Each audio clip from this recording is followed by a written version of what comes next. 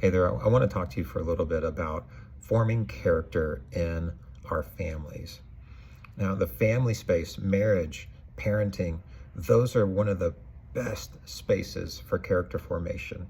Yes, they're also places of joy and fun and connection, but they're also one of the most important spaces and one of the most important institutions for character formation.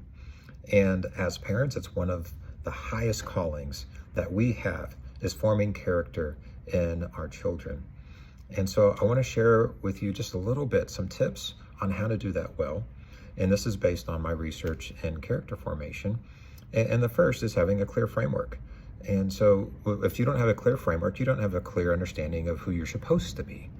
And so establish a clear framework for what character looks like, for what virtue looks like. For us in our family, it was the love test. We made all of our, my wife and I, Kirsten, we made all of our kids, all four of them, memorize the definition of love. And for us, that came out of 1 Corinthians 13, verses 4-7. Love is patient, love is kind. And that became the love test. That's how we formed character. We taught our kids, instead of having this big long list of don't do this, don't do this, do this, instead, they had to pass everything through that love test and learn how to do that. Is it patient?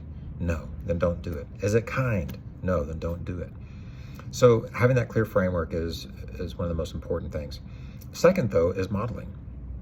We need to be aware that when we talk about becoming a certain person or embracing certain values, one of the first things that our family members are going to do is to look at us to be an example, look at us to model that.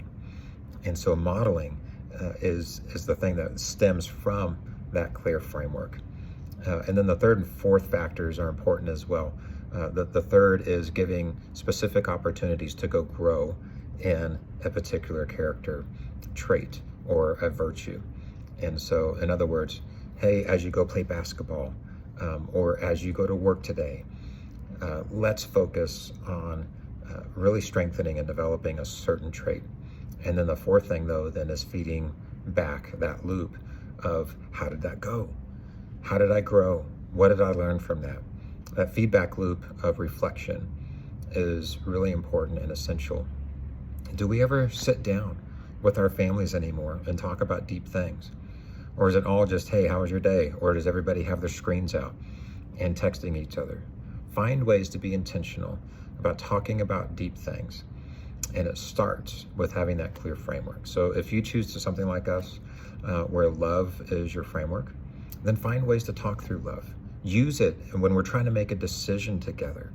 When your children are trying to make decisions or you're trying to make decisions, be visible that you are using love or using your character framework or your values framework.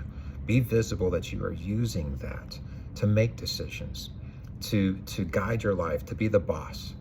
You know, one of my mentors, Larry Mills, said, in our company, we want our core values to be the boss that everybody answers to. And I think we can do the same thing in our family, that we can establish a set of values, a clear framework that we can say confidently, that is the boss that we all answer to, mom and dad included, all of the kids, all of you guys. And that can set you up for some great opportunities for growth. Might be a little vulnerable, all right? And that's okay, don't worry. It's okay to be vulnerable with our kids and our family, because that is the space where real growth can happen. So I just want to leave you with that last encouragement to, if you don't have a clear framework, take your time to establish that for your family, that this is our definition of virtue. This is our definition of character.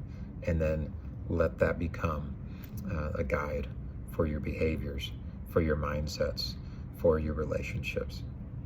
Thanks. We'll see you next time.